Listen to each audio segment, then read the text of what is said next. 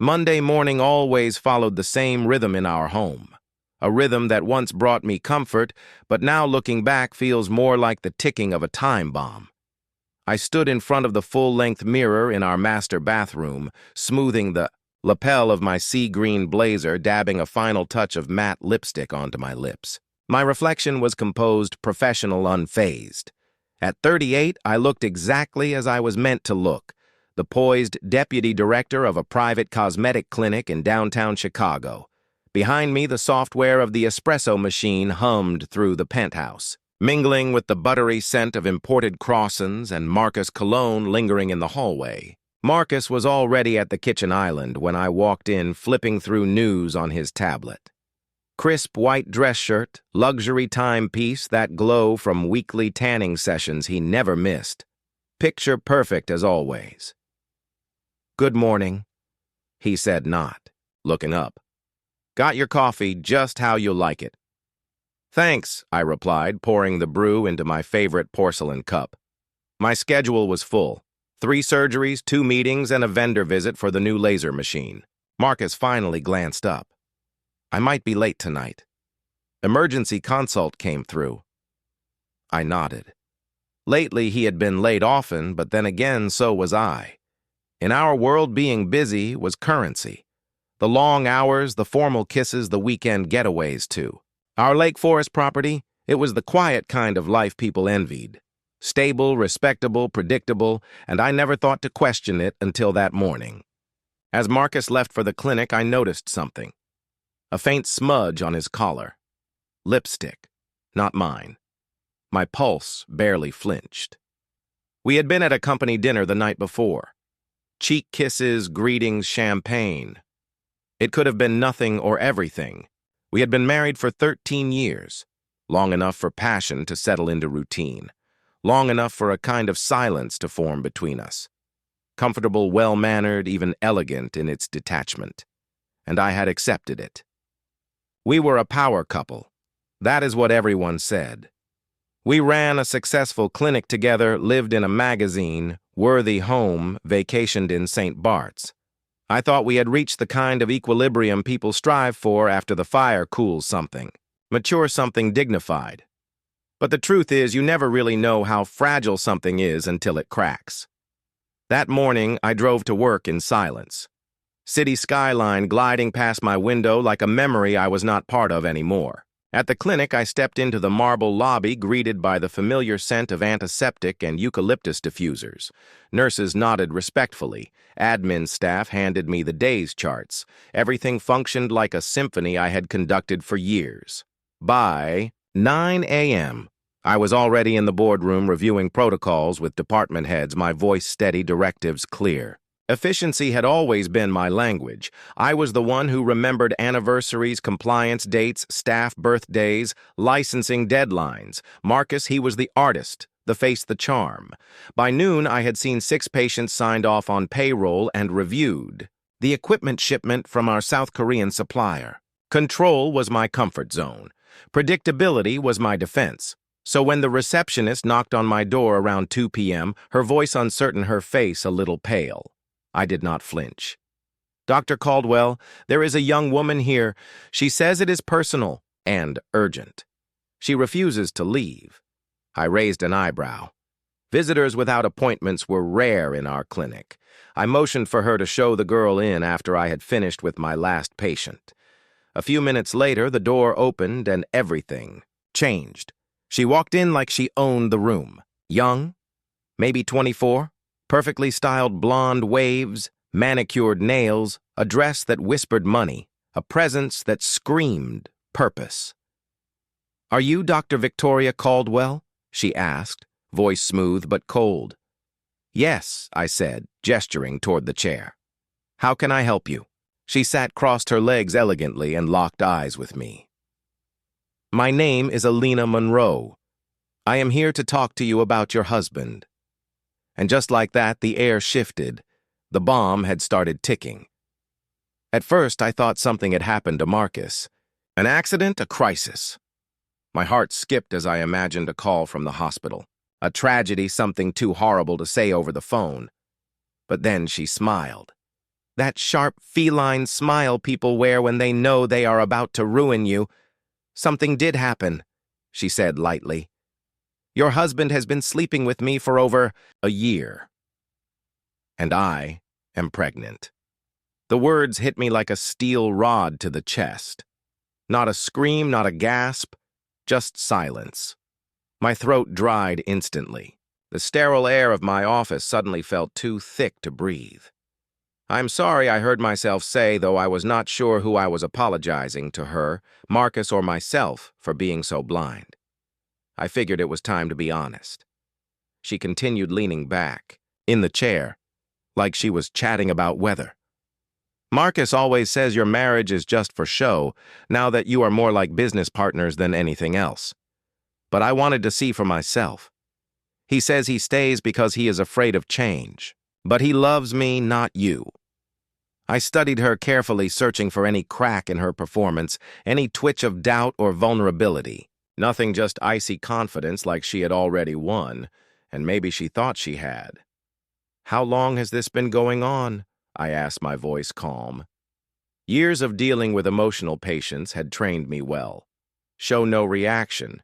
Give them nothing to feed. On. Since last spring, she said, like it was a sweet memory. We met at a med-tea conference. I was modeling for a cosmetic laser demo, and he said I was the most beautiful woman he had ever seen. He kept coming back to talk to me. Soon we started meeting for coffee, then dinners. Then, well, you can guess the rest. I could. I did not want to, but I could. He rented an apartment in River North just for us. Said he needed a space to think. Said, with you there was no passion left. That you two had not been intimate in months. That you had grown cold. I stared at her, not because I did not believe it, but because I did.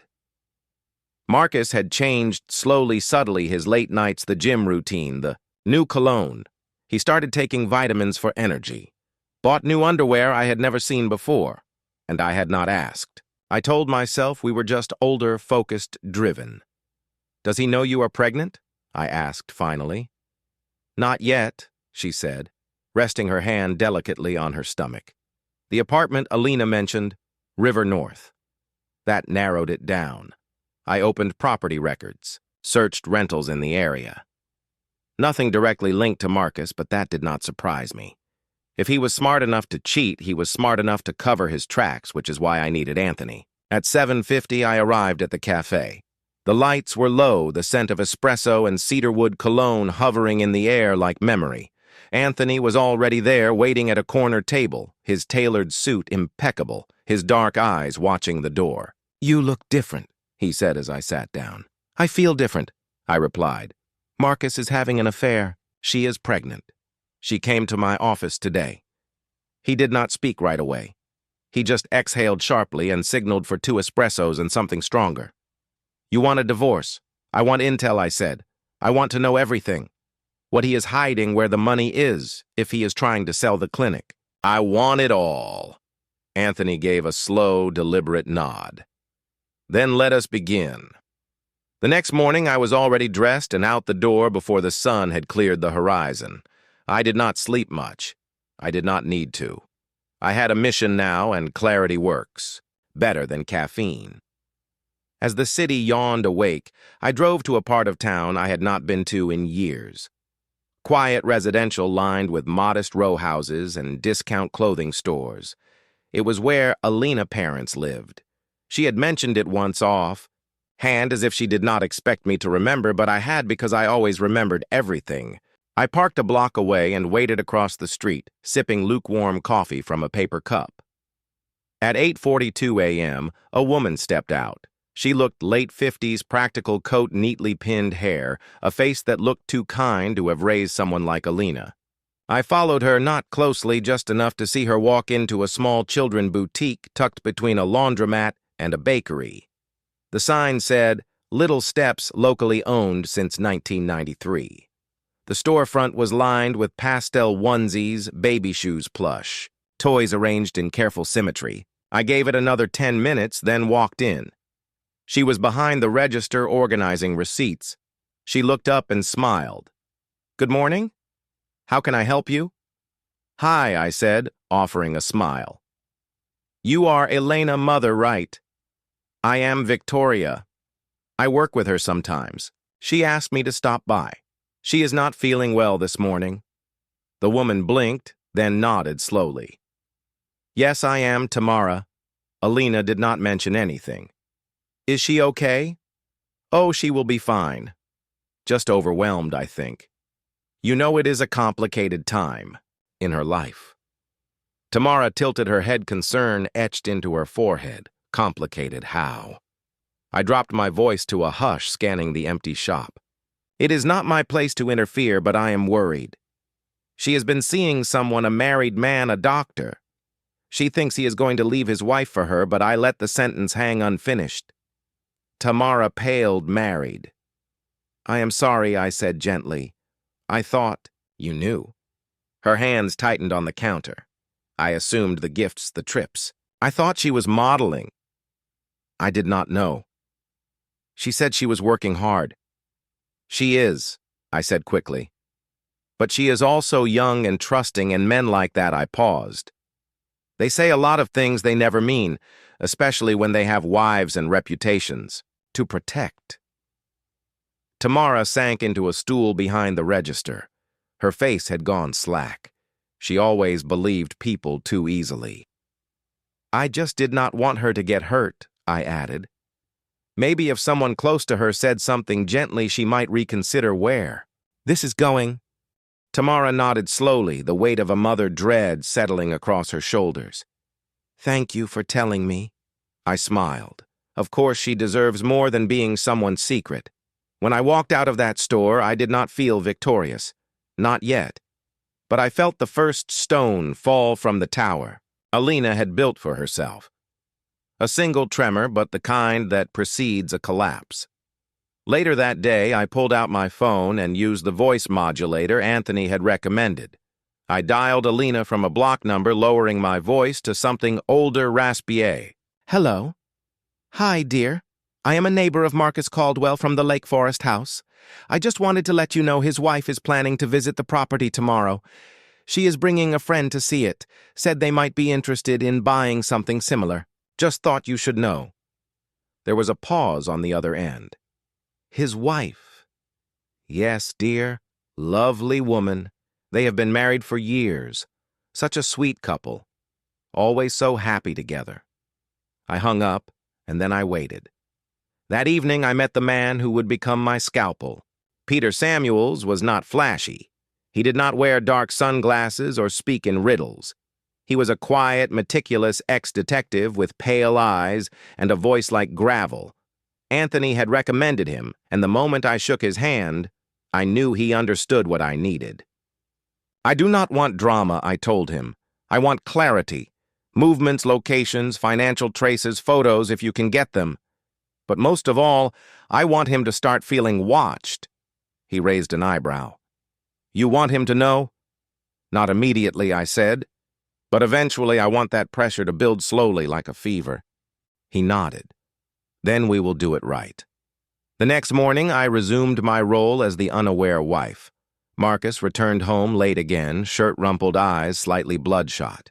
He smelled of his usual cologne layered over something softer like hotel soap. Emergency consult, he muttered as he kissed the top of my head. Did not mean to wake you. You did not?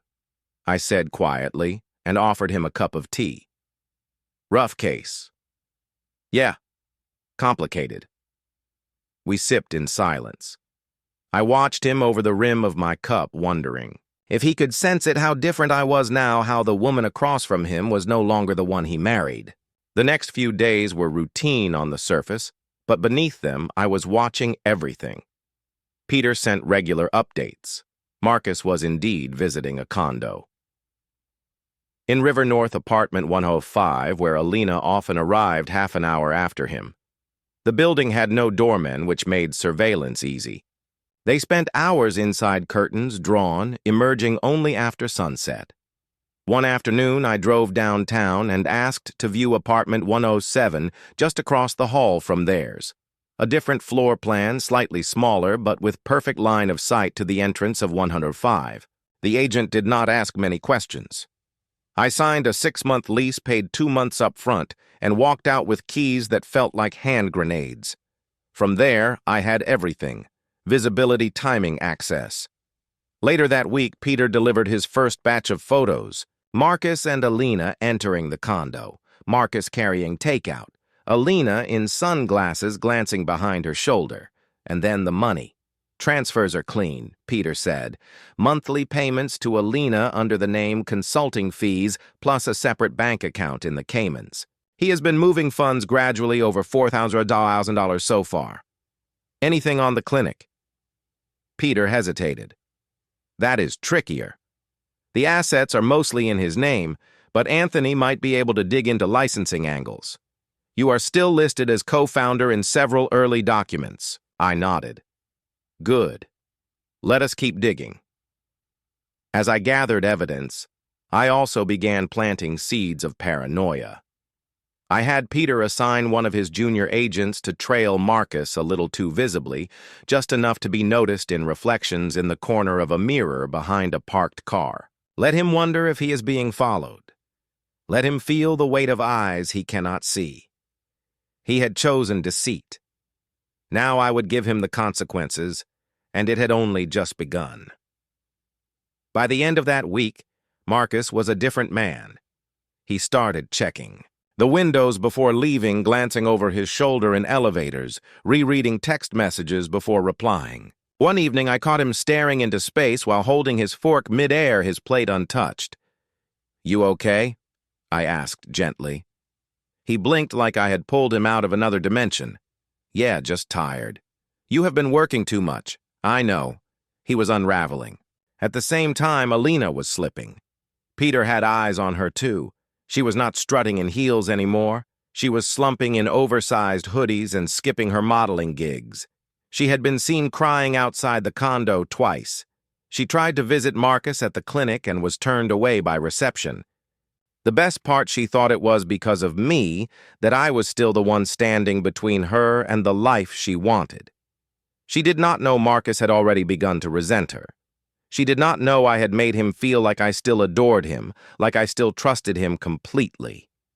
"Want to get away next weekend?" he asked, one night scrolling absently through Airbnb listings to the lake house. He nodded. "Just us?" I smiled. I would love that. 2 days later, Anthony called me. "We have something," he said. "Big." "What is it?" Marcus filed paperwork to sell the clinic. The buyer is an offshore holding company registered in Bice. On the surface, it looks like a merger, but he is trying to cash out quietly and disappear. My blood went cold. What is the timeline? 3 weeks. If it goes through, he walks away with everything. Clinic property, the bulk of your joint finances. You get whatever is left. I stared out the window at the glittering skyline. I had worked 15 years building that clinic, licensing, branding, recruiting the medical board, lobbying for the surgical accreditations, and now he wanted to vanish with it all. "Then we do not have 3 weeks," I said. "We have one." "Are you sure you want to go that route?" Anthony asked. "It is a point of no return." I passed that point the moment he made her believe I would disappear quietly. That night, while Marcus showered, I sat in bed with my laptop. I composed an anonymous email to the Illinois Department of Revenue. Attached were PDF scans Anthony had collected, flag payments, offshore transfers, questionable consulting fees, subject line suspicious financial activity from Caldwell Surgical Aesthetics. I hit send and closed the laptop. Marcus came out later, toweling his hair. "Cannot sleep." "I am okay," I said, patting the empty space beside me. He smiled, climbing into bed. "You are my calm in the storm." You know that I leaned into him, placing a kiss on his shoulder. Always he held me. I held my breath.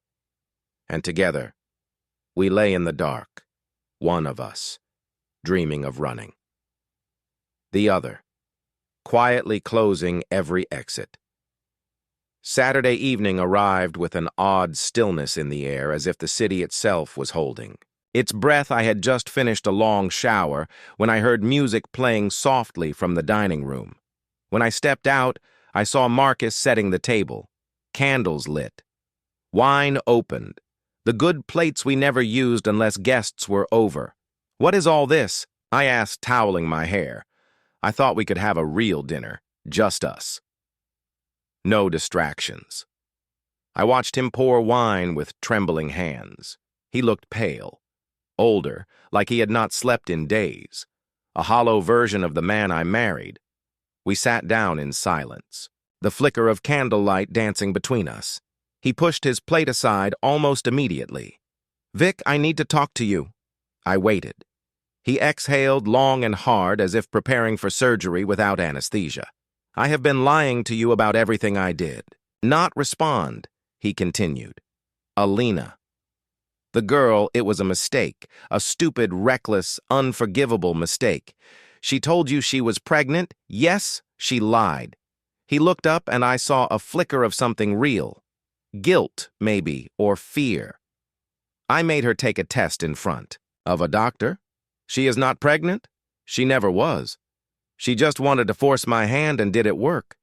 He swallowed hard almost. For a while, I thought maybe I could run. Start over. I even filed paperwork to sell the clinic to an offshore company in Baize, I said. My voice steady. His eyes widened. "How do you know?" Silence fell over the room. Like snow, thick, soundless, suffocating, I was scared. He whispered, "Everything was slipping. She was manipulating me. I felt trapped." "Did you ever stop to think how trapped I felt?" I said, "building a clinic that is technically yours, running a home while you played God in surgery suites, believing we were partners while you plotted your escape."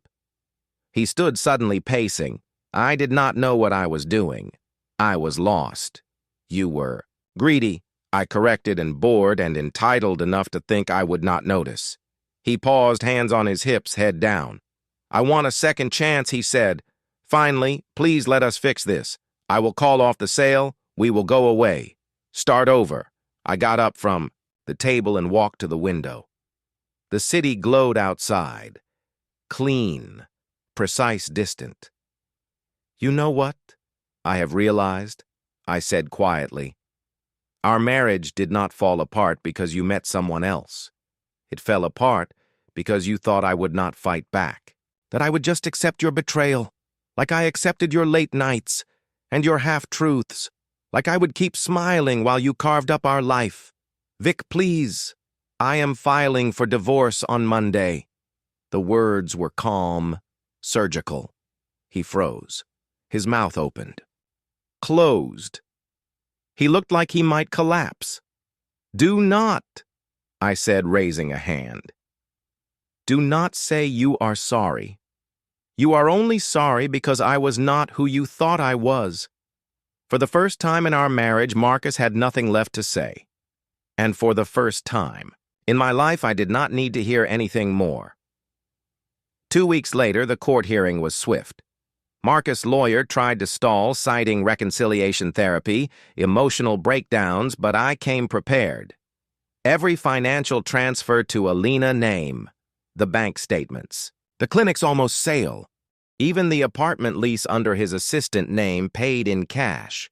Documented by my investigator, Marcus' face was ashen the entire time. He did not contest the divorce. I walked out of that courtroom with full ownership of the clinic, half of our investment, accounts, and exclusive rights to the downtown property we used as our primary residence. He kept the penthouse, which he could not afford without me, and the guilt. But I was not done. I waited for the perfect opportunity. The one place where performance mattered most to Alina, a hospital internship mixer hosted by a prominent women health foundation. She had spent weeks bragging on social media about her invitation, how it was going to open doors, how she would meet influential female surgeons, how people would finally take her seriously. The night of the event, I arrived in a sleek navy dress, my name printed on the guest list as a board member. When I saw Alina across the room, hair slicked back, dressed too short for the occasion, eyes scanning, the crowd, I approached with a soft smile. She turned, startled. "Oh, hi," she said, Her voice faltered. "Hello, Alina. I was not sure you would recognize me without the lab coat." She tried to recover. "This is a professional event. I do not think this is the place." "I agree." I interrupted, lowering my voice. "Which is why I find it fascinating that you listed a non-existent OBGYN internship on your resume and that you used my husband's name as a reference without his consent. The Foundation Ethics Committee will be interested." Her face went pale. "You think I would not check?" I added, "This is not about Marcus anymore. It is about you lying your way into rooms you are not qualified to be in." A nearby board member glanced over, catching bits of our conversation. I did not need to raise my voice. The humiliation was quieter than a slap and far more effective. "I am warning you," Alina hissed. "No, I am warning you," I said. "Leave the medical field before someone sues you for impersonation.